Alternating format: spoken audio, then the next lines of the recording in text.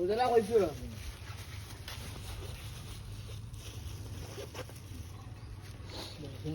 1 KG নি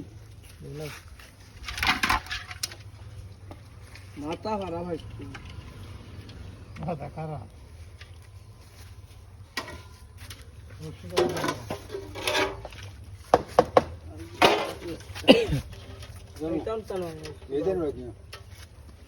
ও দেখা যাচ্ছে যে আমি যাই আমি বরফ দেব না বড় ধরো না বড় যা তো আমি কইতাম আসলে বরফ সব জলদি লাই বরফ দেন না কইতাম আসলে বরফ সব জলদি